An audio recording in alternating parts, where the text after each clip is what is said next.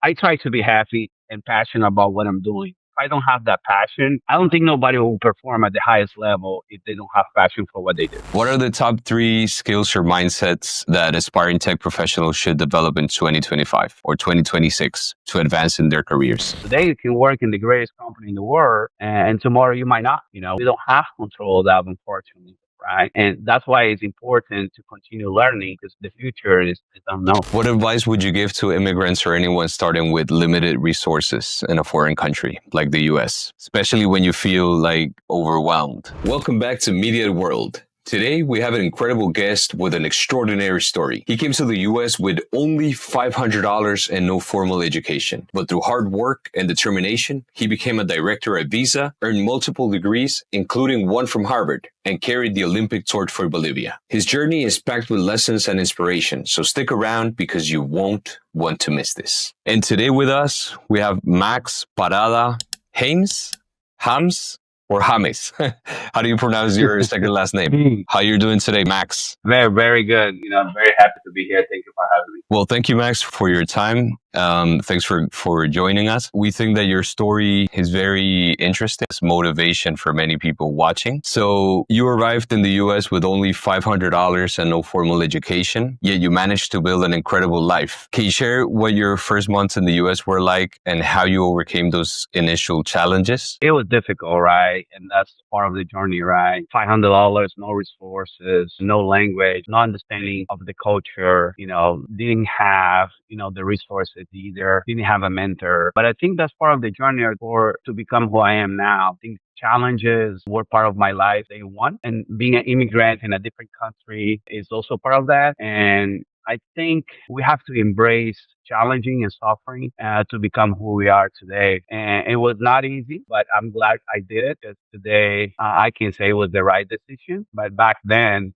when I was in the midst of the struggle, I wasn't sure, right? I wasn't sure it was worth it. But I thank God that put me through that because it was the right journey for me at the time. How did you get by with the initial $500 that you had? That was like what, like 2,000 no today? Yeah, with inflation, right? Probably like 1,000. One thing I did, I was really living the moment, meaning I was not watching, any Brazilian news or Spanish news or watching any movies. I was really concentrating on the day to day. And one thing that I remember, I was saying, look, if I don't work today, I will not eat today, right? So my first thing was the language and then put myself through work. I did many type of work, bartender, I work in construction a little bit. I work in the hospitality industry in my early beginnings in the United States. And a combination of all those different things that I was doing, helped me be where I am today. Great. So you never thought of the success that you have today? You didn't have it planned out? No way. I was in survival mode. Survival mode? Survival mode. How long did you stay in survival mode for? I would say, good 3-5 years to start seeing some light in the end of the tunnel. Yeah, I remember one time I lived in my car for 1 month. Not a lot of people know about this, but I had to live in my car for 1 month. The first 5 years?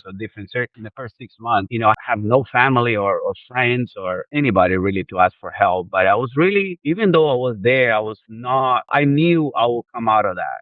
And I knew I didn't want to ask my dad or my mom because, will not help, right? So I was just living the day to day. And I knew somehow that, I'll be able to overcome that moment. What advice would you give to immigrants or anyone starting with limited resources in a foreign country like the US, especially when you feel like overwhelmed? You got to have a goal, right? You got to have a vision. I remember having a vision of just coming out of the hole, right? My advice is, embrace reality as soon as you can and understand that sometimes we are in the desert, and sometimes we are in a storm, but it's not forever, right? It's actually temporarily. And at the time, I didn't realize that. But now that I think about it, the only way that we get better is if we face challenges, if we face problems, and if we face difficult times in life. Later on, everything adds up and makes who we are, today. So, I would say that, embrace reality, understanding that it's not going to be forever, right? It's just going to be a moment of difficulty at the time, but it's not going to be forever. Eventually, you'll be on the other side. That wisdom is something that came to you now with the years, right? I guess you didn't have it then. You didn't think. I did have, I guess it felt like a long time, yeah. right? Like it would last forever, or you knew like you would overcome the hardships in the beginning.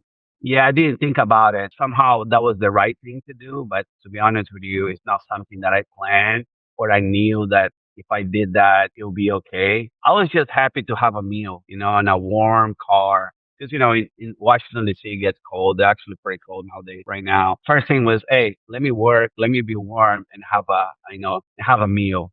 I was just happy with that. Max, from what I know you, I have another question, right? Is it part of your personality to be that calm despite of the ambitions that you may have? Because you are partly ambitious, right? Like you like nice things, you want big things in life, but at the same time you're calm about it. Or how did you handle stress in that time? At the time, it was very stressful, right? Not to have a place to live, not to have the resources that you need. But I knew it was a blessing to be United States. It was a blessing to be able to work. Somehow the way I am, my personality, it really helped to be calm. And I was just focused on really learning, adapting and working, but without thinking it. Not sure if it makes sense. And I think I was really concentrated on those three things, and that really helped me. At the time, I was not as close to God as I am today, but I know the prayers from my mom and from my family really helped at the moment, because I felt like I was really in danger all the time, but somehow I was protected without thinking. What do you mean in dangers in the US while you were coming up? Well, you're by yourself, you get to know bad people and your environment is not the best. You go places where not the most educated people and, the best people will be there at work or, where you eat. So my environment was not the best at the time, but I was still focused on working. Like somebody asked me to go out, I'll say, no, I can't. I don't have money and I have to work tomorrow early. So being concentrating on work and being productive and trying to get out of the hole really helped me not to be doing the other things. Max, many people believe formal education is out of reach due to time or financial constraints.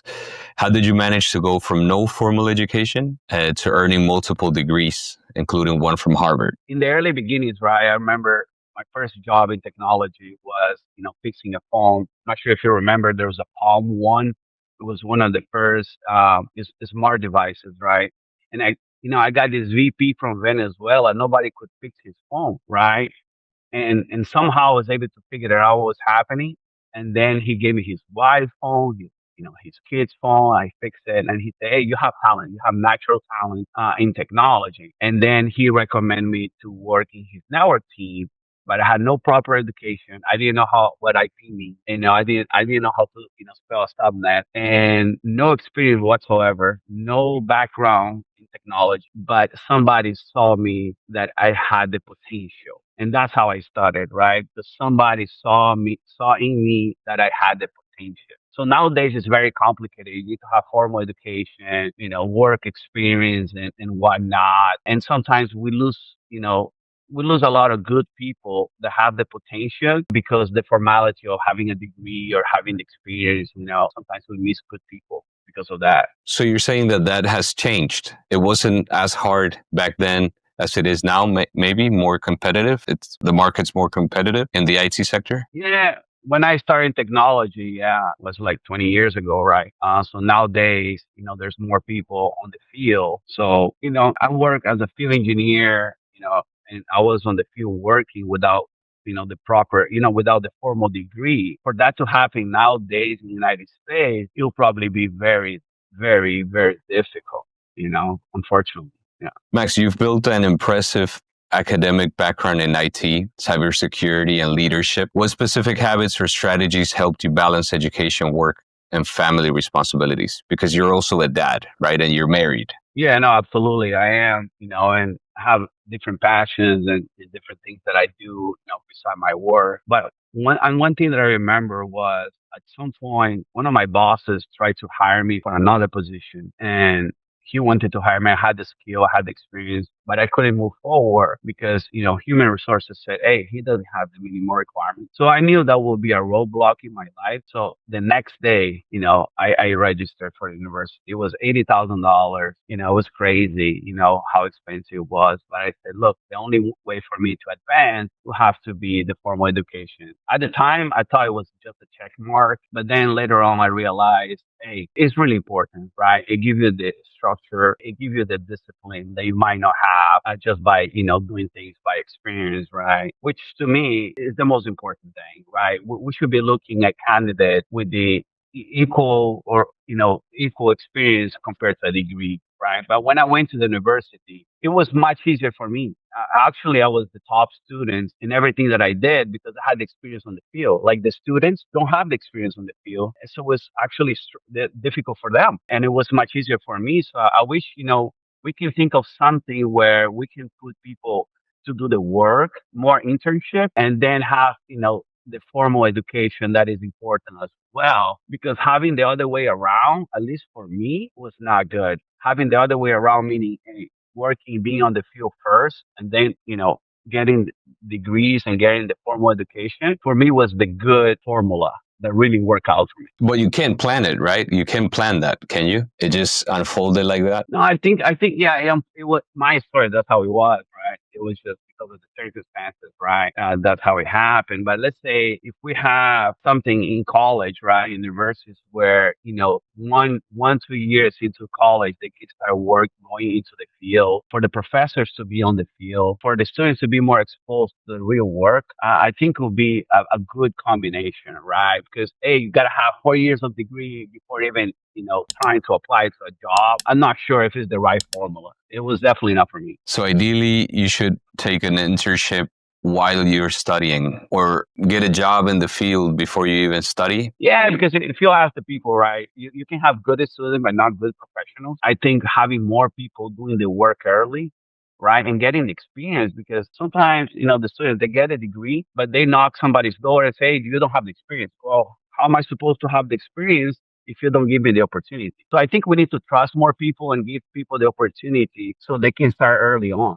Max, technology is one of the fastest growing fields today, but breaking into it can seem daunting, right? How did you go from working entry level jobs to becoming a director of operations at a company like Visa? I think the key is to be exposed. I was exposed in different areas of, I started with, working in the help desk, working in the network operations center, NOC, and also working in security, mitigating DDoS attacks and different things. So I was exposed to different things until I realized, hey, this is my passion. This is what I like. This is what I would like to make a difference. And that's what I'm saying. People go to the college and they think they want to be a doctor, but once they are exposed, right? My dad went to be a doctor, but as soon as he got exposed to university, a professor told him, hey, you're very good with mathematics. I think you should be an engineer. And then he changed his career. And he only realized that because he was exposed. Right now, he's an engineer, right? And then later on, he realized that his passion was really writing books. My dad has over 200 books that he has wrote in different subjects. Even children's, right? I think 7, 8, 9 years old children needs to start getting exposed to different sports, different things. Because the more you get exposed, the earlier you will know what you want to do. You would say be more hands on, try things out as early as you can instead of overthinking what you should do, right? What you should study, or within IT in this case, which one you like. Test it out, right? Yeah, exactly. That's what I think. I think, how would you know you like something if you're not exposed to it? That's why I don't like somebody when they say, hey, I don't like that food. Have you tasted it? Or I don't like that country. Have you been there? I don't think I'll be good at this. Have you tried it?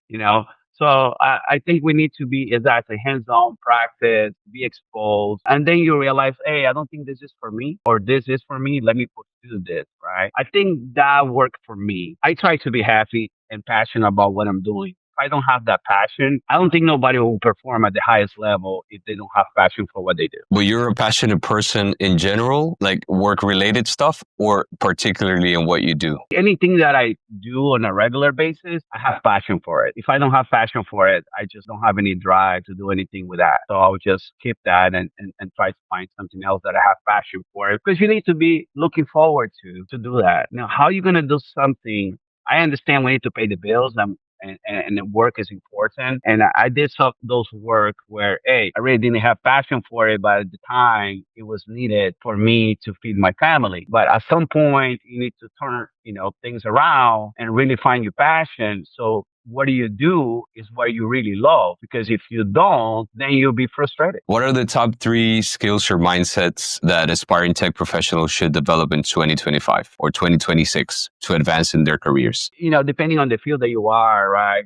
AI is something that nowadays, right? It's something that we all should be thinking about it and we should be learning about it because that's the future. In technology, continuous improvement, right? Regardless of the latest technology, today is AI.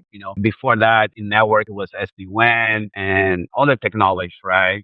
Disruptive technologies, right? It is important that we have the mindset of continuous improvement, right? And also embracing challenges and learning new skills relevant to your industry, right? I take more like a MacGyver approach than SMEs. I like to learn different things, but I'm not really an expert in any of those areas. Some people like to deep dive into security, for example. And that's acceptable and that's great. But I'm more into the mentality of, like I said, be exposed and learn different things, right? So I can try to put the puzzles together. You enjoy more being a generalist than a specialist at one particular thing and like knowing more of many different things? I do. At some point, if I need to get deep into something and learn, I will. But I really enjoy the new thing. And that's the thing. It always keep me humble because I learn something new. Then I realize, well, everything that I know, I really don't know it, right? Until the new thing comes. And then, for example, right now, I'm into AI and learning that, but it was not really my field expertise. I never did programming or coding, but that's what I'm learning now. And it's challenging for me because I never been exposed to that. So for me, that works, right? Be exposed to the new things and always challenge the status quo and challenge your own self, right? On learning things new every day. And you're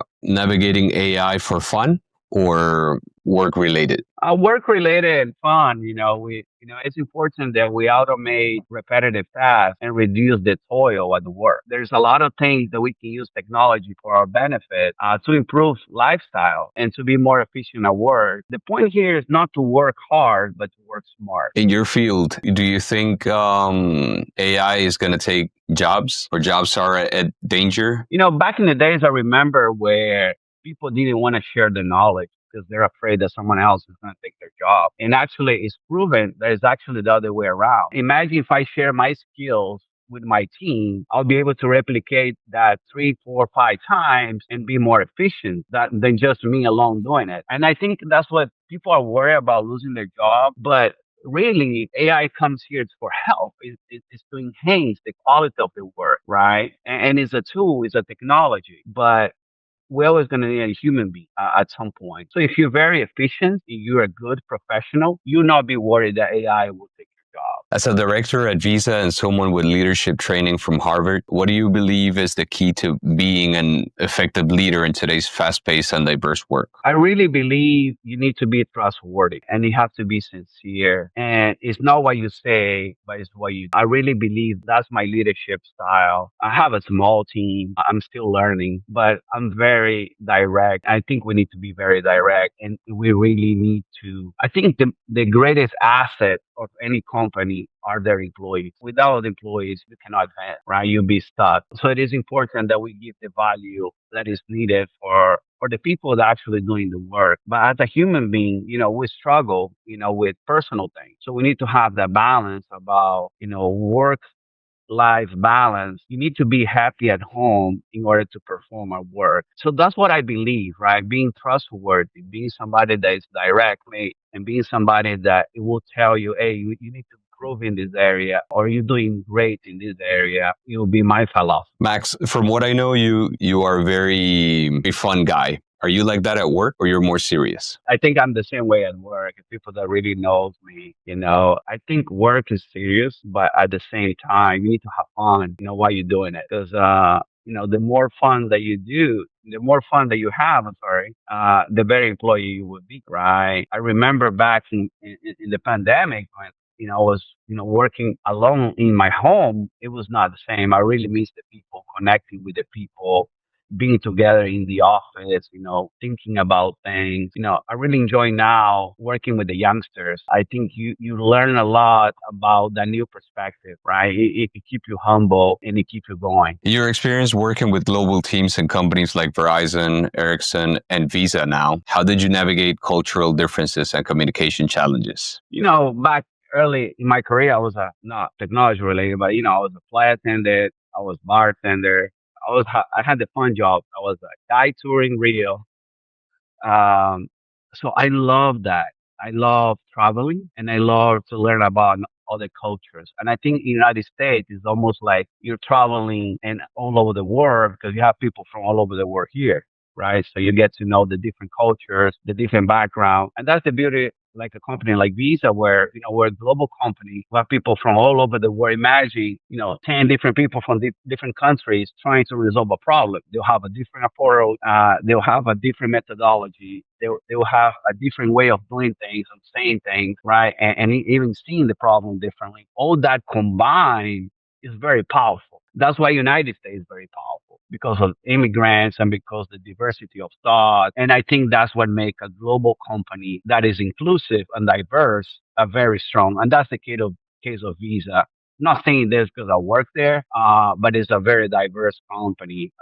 Even though Latinos, for example, it's very sad to say that we're underrepresented in technology. It's like 2-3% of Latinos in technology, something that definitely we need to improve. Women in technology also is another Something to improve upon, right?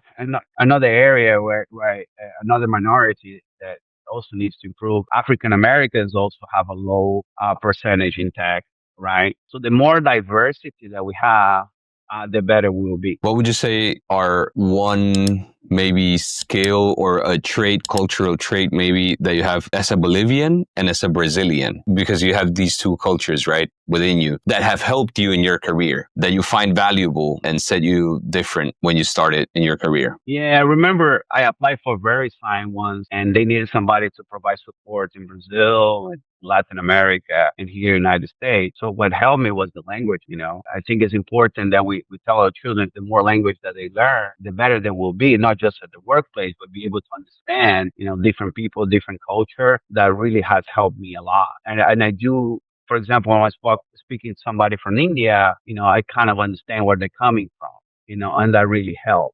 Right. I have someone from India that works with us in our team, and it's really interesting talking to her because she definitely have a different approach and different, mindset. So being global and understanding the different culture and traveling and learning new languages, to me, it's even greater than having a degree.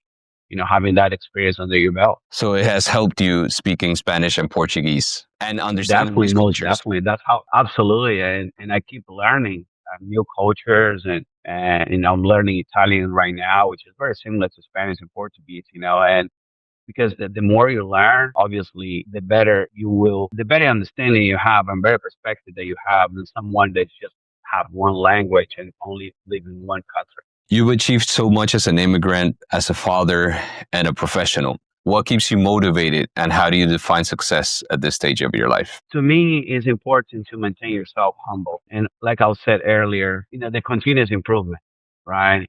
Continuous improvement and that hunger to learn and to change. I find myself changing a lot throughout my life. I don't want to lose that. And Like changing success and is improving, really right? different. Changing can be improving something or sometimes stop doing something that you used to do. But also having that sense is temporary. What do you think you did great yesterday might not work for tomorrow, especially in technology. Have to continue renewing ourselves with knowledge, with experience, and be able to adapt and change accordingly. I think those recipe to me has worked, and continue doing the same thing because today you can work in the greatest company in the world, and tomorrow you might not. We don't have control of that, unfortunately, right? And that's why it's important to continue learning because the future is unknown. Talking about Bolivia, you carried the Olympic torch for Bolivia, a moment of immense national pride for you. How did that experience shape your outlook on representing your roots while living in the US? No, that was amazing. There's that. The Bible says, right, even, right, you're not a prophet in your own land, right? Well, not even Jesus did it, right? Yeah. So it was interesting that I was not valued in Brazil or Bolivia, right, where I was born. But when I succeeded here, and then because of visa, I had the privilege to represent visa for North America and carry the Olympic torch in Brazil. It was an amazing experience because I felt that I was coming back to the place that saw me, born, and now I appreciated what I'm doing outside the country. I think Bolivia has that raw mentality where they really appreciate the things that are outside Bolivia, but there is a lot of talent in the country. You don't have to join university in the United States to be more valued. And I feel people there value more if you travel and if you study overseas. But the universities there are great, if not better. We really need to value our own people because they don't need to go through the challenge like I did or someone else did to go and pursue happiness elsewhere. The country should give you that opportunity, and the country should value as a citizen without you being exposed to going somewhere else to see there and they, oh, now you have value because you did it over there. No, no, no. If you do it there, it's still the same person. Right. So even though it worked out for you, you wouldn't recommend to everyone that the key to success is leaving, right, to a country like the US right now. If they can study and build a career in Bolivia, they can do so and still be successful, right? Absolutely, yeah. Being an immigrant is difficult and it's challenging. And if you have the resources to do at home with your own family, your own food, your own culture, and learn, I know you interview a lot of people from Bolivia that are very successful, that they did went, overseas and this study, but most of their life they're in Bolivia and they succeeded as well, right? I believe succeeding in Bolivia is more difficult than sometimes going, overseas, but it's definitely it's gonna it's gonna be different for everybody, right? Every life is different. But I will say if you have the resources, which I did, to do it in country, I think initially it will be better, and then later on you can get a master, you can get a PhD overseas to have the diversity of thought and different perspectives. But initially, I think it'll be better to just get the bachelor, in our home. Max, many people aspire to climb the corporate ladder but struggle to stand out. What advice do you have for individuals who want to position themselves for leadership roles? See, I never pursued to be manager, right? Even though I love it, I think I was born with this skill. That God gave you the talent to manage people. I see it, when I give classes at night. I even see it sometimes. I'm a referee at night as well, soccer referee, and I really like dealing with people. But I think we need to succeed as a human being. In the result, hopefully somebody in the company will see that you're evolving, that you're learning, that you deserve a promotion. Because if you just look for the sake of making more money or just to be a manager or just to advance in the corporate ladder without you advancing, I don't think that's the right way of doing things. You need to improve as a person, and eventually things will work out for you, and you'll be able to advance in your career as well. So you would say taking it easy and improving your life in general and not focusing solely on that particular role that you may desire or aspire to, right? Yeah, I remember I asked one of my students, hey, what is the vision for your company? He has a small company. And he said, oh, my vision is to make more money. And I said, wow, that's the wrong vision. You need to aim for better quality, better customer service and improve your service. And that will result eventually in more customers, more recommendations, and eventually more money. So if you concentrate on trying to get a better title or more money, that is not the correct driver. You should drive to improve yourself and for you to invest in yourself and learn. So that way you're more equipped to advance to the next thing, right? But if you just concentrate on making more money, eventually you have more money, but you ended up empty, right? Or miserable. Yeah. Right. So looking back at your journey from Bolivia and Brazil to the US, what is the one piece of advice you wish someone had given you when you first started out? I think we all need to have a mentor and we all need to have a coach and we need to have a third opinion of what we're doing. As an adult, as a head of the household or maybe leader of a big team or maybe a big leader in church, whatever the case is, as adults, we lose that mentorship. You know, early on we have our parents that will guide us, right? But then as we become adults, we are the one giving advices. We are the one, coaching people. But who is advising us? Who is coaching us? At work or in your personal life, we need to find somebody that we trust, and somebody that is an example that we see as an example. Somebody that we admire, that we can talk, personal life and work, and that will give us advice on how to get to the next level or how to overcome that challenge. I didn't have that in my early career. And I think if I did, it would have been easier for me because doing things just by myself, a lot of times I made the wrong decision, the wrong turn, and I had to adjust accordingly. But if I had that mentor, it would have been better. Do you have a mentor now, today? I do have 3 or 4 people that I consult on a regular basis in different things, and it's great to have them because they're very sincere. It needs to be somebody that's willing to tell you, the things that you're not doing well, because actually those are the best. Because now somebody tell you how great you're doing things, it's not really helping you, right? It's just feeding your ego. But you really need somebody that will tell you the things that you're not doing that great, that you might be thinking. You might not even realize you're not doing something good until somebody tells you. How can someone find these people or realize if they have them or not already? A lot of these people that I encounter in life, at work, and in the workplace, and in life, in church, are people that I admire, that I saw their struggles, that I become close to them because I admire them for what they become, right? And once you have that admiration for someone, it makes things easier because it's somebody that you're looking forward to talk to, that you're gonna open yourself to that person, right? That's why I have four, because it's in different areas, Right. right? It's in different areas. So the more people that you have that you trust, and you need somebody that you trust, obviously, right? The better. So the more mentors and the more coaches that you have, I think the better. So you would say one for business, one for family, one as a parent, one for sports, or one for whatever else you're interested in, right? Yeah, and normally somebody that is not immediate your family. If I my mom, it will be hard for her to be my coach because she always say that I'm doing things right, right?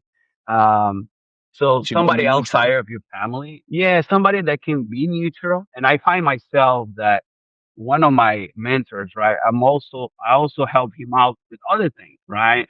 So it's bilateral, right? Sometimes. So yeah, the more you have, sometimes somebody is so wisdom, has so much wisdom that are able to give you feedback in different areas. But most of the time, more coaches and mentors you have, the better. You've mentioned your relationship with God. How do you manage that today? Having, a relationship with God, having a spiritual life, while also having, your career.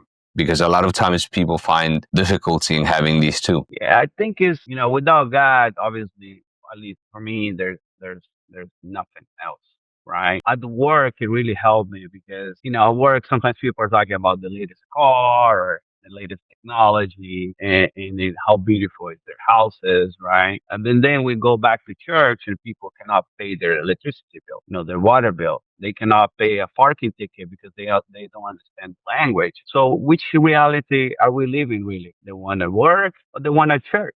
Right. And that really keeps me humble, understanding that, today we might have something, but tomorrow we might not. And I always believe that give is better than receive. So I use whatever resources that I have, knowledge, experience, or even if you need to pay somebody's bill because they don't have it at the moment, really understanding, God's commands has helped me to become who I am. And I really felt that in the early days, God protects me without knowing. Like somebody's prayer protect me because, like I said, I was in really danger in the beginning of my life, right? Living on the streets is not a good, place to be. So I thank God for everything that I am. As a Christian, what do you think is what holds Christians back in, like you mentioned, in having a better financial life, even though they give and they are good with God, but they struggle financially? How would you say people could and should maybe have a better life for themselves without losing the spirituality that they have and their relationship with Christ? Well, it's not gas plan for us to be struggling financially, but might happen sometimes, right? It's not gas plan for us to be sick, but sometimes we do get sick, right? It's God's plan for us to be successful, but we have to face the challenges that we face. If we don't work hard, if we don't study, if we don't have discipline, and if we don't obey the command, we're gonna be unsuccessful. You can have the connection with God, you can go to church, but if you don't work hard, if you don't make the effort to go to church, to pray, to have the connection, to study, to learn, then you're not succeeding life. We really need to understand that, even though we might be Christian, and if we are successful, it's because we're doing something wrong. It's not because God doesn't want us to be successful. That's what I believe. So, doing basically separating both, right? Having your spiritual life, being diligent in the spiritual life, but doing the same in your material life so that they can both come together, right? And you can succeed in both. Correct. And the beauty of having God is that also that coach, right? That mentor that we're talking about. Hey, God, guide me here. What should I be studying? What should I be working on? Is this your purpose for me to, apply for this position, right? And having that friend and that mentor also be your guide, it'll be powerful in your career, in your life. Max, you mentioned earlier about having different activities in your life. How important are hobbies and, your life outside of work for your success at work and your overall happiness? Well, my success at work is because work is not my number one priority. If somebody's number one priority is work, they're probably not very happy, because I'm able to spend time with my family. I'm able to do sports. I'm able to travel. I'm able to learn other things. Then I appreciate for having the job that give me the opportunity to do these other things that I also have passion and love for it. So I think to me, that's the key, right? Work life balance. It's important. We have to be able to disconnect. I really discipline myself on the weekends to not try to open my computer because the work is going to be there, the problems are going to be there, and you have to end it up with that on Monday, right? So you have to spend quality life, with your family and the other things that you're doing it. That way you have a good disconnect from both worlds, right? From church, from work and from your personal life. Because in the end, it's the same person. Right. So, what would you say are your main activities outside of work that you love the most? Well, I teach at night, and that has been, a very good experience for me. And to be honest with you, that's what I would like to do when I retire. Is just give back to the community. The best thing is when you tell somebody something that they don't know. When I see those eyes, when people are inquiring more about it, man, that sensation to me, like sharing is really love. Right. And just, as we get older, hopefully we have more experience and more wisdom, and that we can share back, to our friends, to our communities, what we learn or what has worked for us and what not. I think to me, that experience is really what I love. I also love soccer. I'm a referee at night, and that really has helped me with my anger management. You ask me, how I'm this calm. Well, people are not very happy with the calls that I make, and they tell you a lot of things, and I have to keep my composure, right? So I like working, in the house, doing, house projects. So, I have a lot of passions, and that eager to continue learning new things is really who I am and who I became. Max, what are your plans for the future besides being a teacher, like you said? I think one of the areas that I've been lacking a little bit is my health. That's one of the areas that we really like to improve. It's hard, right? When you spend a lot of time studying and working, all of a sudden you don't have time for the gym. But a lot of people that spend a lot of time in the gym, all of a sudden they're not learning and they're not doing other things, right? So really to have a balance. So I think my goal would be to be healthier. And it's not easy, and at least not for me. But I think one thing I would really love to say in the future is that I have control of my own body. Meaning, hey, this week I'm not eating this. Doesn't matter if I get invited to a party or at work they provide ice cream. If it's not my day for ice cream, having really that discipline. I'm really challenging myself in that area on how can I make better decisions for my health. So that's a great advice to set health as a priority, right? Just as well as learning, spiritual life, hobbies, family. No, absolutely. Without health, We have nothing. we're nothing. We'll be miserable in the other areas. So when somebody say, how successful you are, is really if you're healthy. If you're healthy, you're successful because if you're healthy, you can do the other things, right? And I think something we need to be conscious about it. Our dogma at work, sometimes we barely hear, we're talking about being productive, but how healthy are you? Are you sleeping well? Do you have, are you drinking too much? Are you eating too much? Those are factors that will improve your performance at work as well. We should be talking at work more about nutrition, more about finance, right? And at church as well. Do you go to church and the pastor's talking about your health? It doesn't happen very often. Or how to manage your life financially is something that the church also should be, thinking about, that those areas are important in our life as a human being as well. Success is a whole, right, in life. So, Max, that takes us to our last question. What's your best advice for those watching who may be struggling in life or may not be as happy with their lives and would like to feel as successful as you feel today, in different areas of your life? Well, one thing is keep grinding, don't victimize yourself. Why this happened to me, right? Embrace suffering. It's part of life. Embrace being denied, embrace challenge, and continue moving forward. I think those things are important to realize. If you have a flat tire, going your way to work, don't desperate yourself. Don't get angry. Just deal with the problem that you're facing. Fix the problem and continue moving forward. Understanding that a bad storm will not, be forever, right? Most of the time it's sunny outside. Most of the time we're happy. Most of the times we're successful, and most of the times we're smiling. So those moments that we're facing issues and facing challenges are temporary. So think about that, right? You just need to overcome that temporary moment to move on in life. And I think that what has helped me, because we're always going to have problems, especially as an adult. We're always going to have challenge, but understanding is temporary, and with the help of God, uh, that protect us and give us the wisdom to continue moving forward, things will be much easier to absorb. Max, thanks for your time, for your wisdom. I'm glad you've had all this success in your life in different areas. And I'm grateful for you sharing with us all these experiences and knowledge and wisdom. May you continue Thank to you. have success in your life. Thank you. I appreciate it. Thanks for the opportunity again. Thanks, Max. Did you like this video? Don't forget to subscribe and tell us in the comment section below what you found most interesting in this story. If you would like to see more stories like this, click here. Thanks for watching.